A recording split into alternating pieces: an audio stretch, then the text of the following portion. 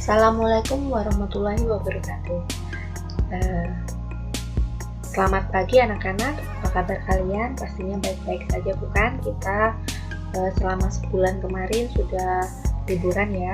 Jadi hari ini kalian harus semangat untuk mengikuti pembelajaran matematika pada hari ini. Nah, pada pertemuan pertama ini kita akan membahas tentang bab perbandingan. Jadi silakan dibuka buku paket kalian dan buka bab perbandingan. Oke, jadi pada pertemuan kali ini atau di video kali ini kita hanya akan membahas tentang memahami dan menentukan perbandingan dua besaran. Nah, pada materi kali ini kita akan membahas tentang pengertian dan konsep dasar dari perbandingan. Dan yang kedua yaitu memahami dan menentukan perbandingan dua besaran. Oke, kita lanjut ya. Kita langsung membahas tentang pengertian dari perbandingan. Nah, kira-kira apa ya itu perbandingan? Nah, perbandingan itu adalah proses membandingkan nilai dari dua besaran sejenis. Jadi, kalimat dua besaran yang sejenis ini harus kalian pakai. Jadi kita tidak bisa membandingkan dua besaran yang tidak sejenis, jadi harus sejenis. Kita bisa membandingkan yang tidak sejenis tapi dengan cara yang lain. Jadi tidak dengan cara membandingkan gitu. Dan akan kita bahas di pertemuan selanjutnya.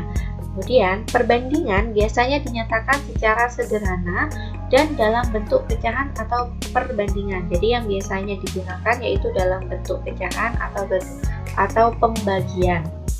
Nah, untuk lebih jelasnya kita langsung ke contoh ya. Nah, misal di sini ada Yanto dan Yanti. Jadi si Yanto itu yang laki-laki, Yanti yang perempuan. Nah, Yanto mempunyai 5 buku. Bisa dihitung sendiri ya. Kemudian Yanti mempunyai 4 buku. Nah, dari dua hal yang diketahui ini, apabila kita membandingkan, Yanto memiliki 1 buku lebih banyak dibandingkan banyak buku Yanti. Benar kan?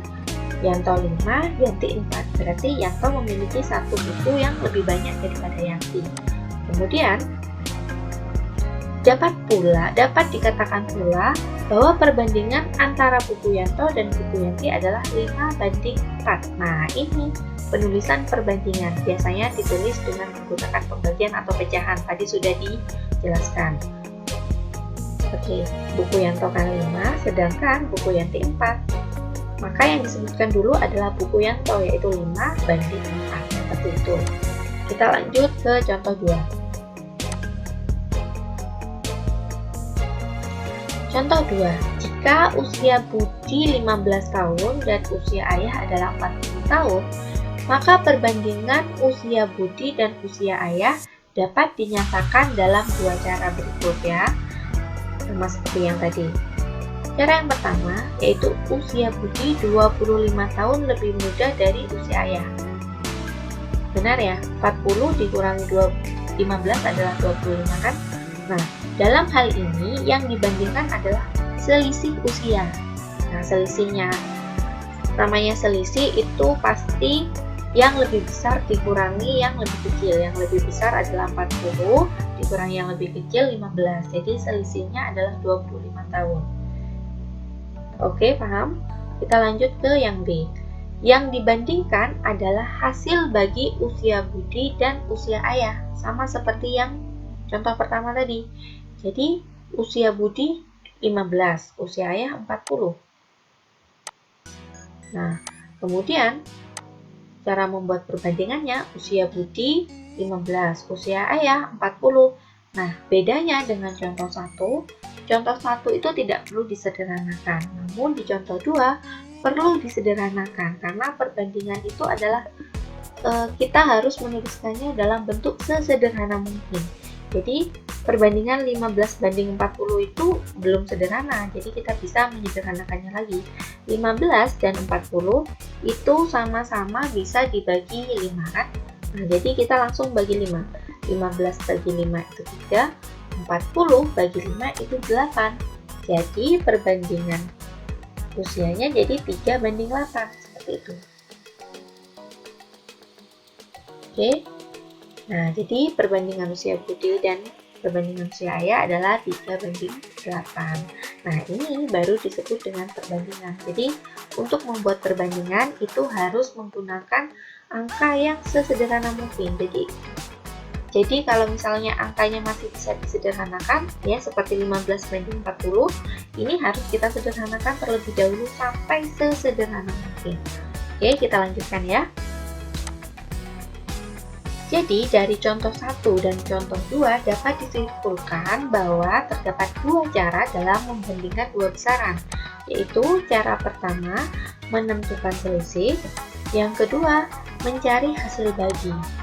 Nah, terdapat tiga cara untuk menyatakan suatu perbandingan atau rasio. Nah, nama lain perbandingan itu rasio. Jadi kalau nanti saya menyebutkan rasio, itu artinya perbandingan. Nah, tiga cara ini adalah untuk merepresentasikan dari yang ini, mencari hasil bagi.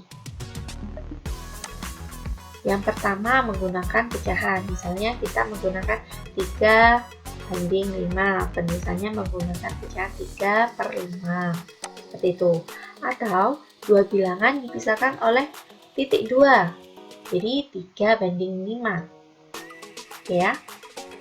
Atau dua bilangan dipisahkan oleh kata dari, misalnya 3/5. Jadi 3:5 ini kita bisa menuliskannya dalam tiga bentuk. Terserah kalian pilih yang mana. Jadi boleh menggunakan ini ya, pecahan, perbandingan, atau ini kalimat 3/5, seperti itu. Jadi pilihan ada di tangan kalian. Kalau saya biasanya menggunakan cara yang pertama atau yang kedua. Ini yang sering saya gunakan. Oke, kita lanjut. Pembahasan selanjutnya yaitu tentang memahami dan menentukan perbandingan dua besaran. Nah, ini saya langsung ke contoh ya.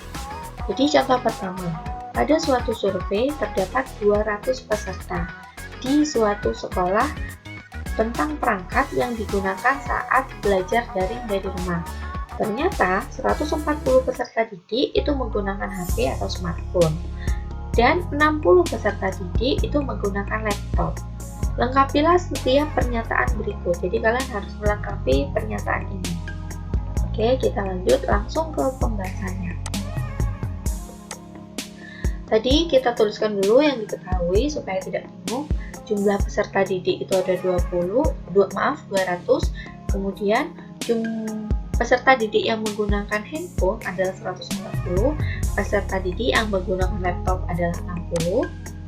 Nah, terdapat titik-titik peserta didik lebih banyak menggunakan HP daripada laptop. Berarti selisih ya yang kita bicarakan.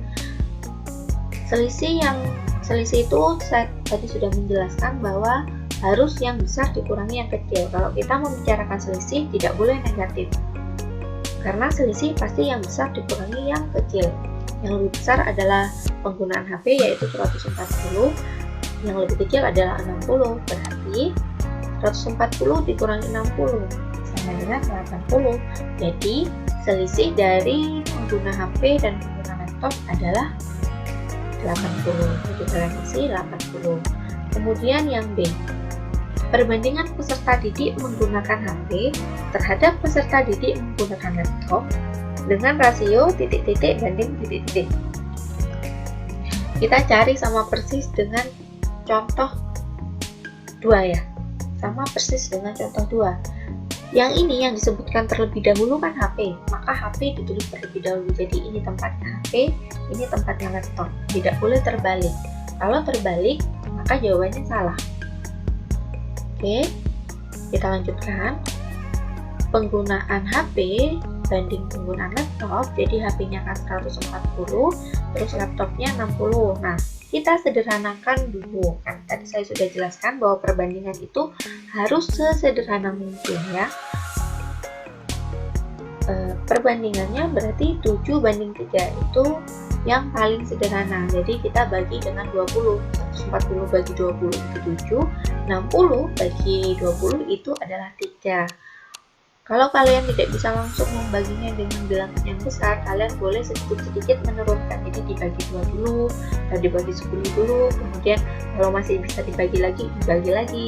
Pokok sampai sesederhana mungkin. Jadi, perbandingan penggunaan HP dan pengguna laptop itu adalah 7:3. Selanjutnya, kita langsung ke contoh 2. Ini contoh terakhir ya. Ita dan Doni adalah teman sekelas. Rumah Ita berjarak 500 meter dari sekolah. Rumah Doni berjarak 1,5 km dari sekolah. Berapakah perbandingan jarak rumah Ita dan rumah Doni dari sekolah? Jadi seperti yang saya jelaskan, ini kan jarak rumah Ita itu menggunakan satuan meter, sedangkan Doni 1,5 km. Otomatis kita harus merubah yang kilometer jadi meter terlebih dahulu. Jadi kita tulis satu-satu dulu ya. Jarak rumah Ita itu 500 meter. Jarak rumah Doni itu adalah 1,5 km. Kita rubah menjadi meter jadi 1.500 meter. Ingat ya, tangga bilangan, tangga satuan. Jadi cara merubahnya menggunakan tangga satuan. Diingat-ingat lagi dari waktu SD. Oke, jadi perbandingan jarak rumah Ita dan Doni adalah 500 banding 1500, di mana kita bagi 100 ya, jadi 5 banding 100. Jadi 5 banding 15 karena ini kan masih bisa disederhanakan lagi. Jadi saya bagi 5. Maka 5 bagi 5 1, 15 bagi 5 itu adalah 3. Jadi perbandingannya 1:3. Oke, untuk video kali ini sekian sampai di sini. Akan tetapi kalian lebih baik ditambahi literasinya dengan membaca buku. Jadi tidak hanya mendapatkan penjelasan dari video ini, tapi juga harus membaca buku. Sekian video kali ini, kurang dan lebihnya mohon maaf. Wassalamualaikum warahmatullahi wabarakatuh.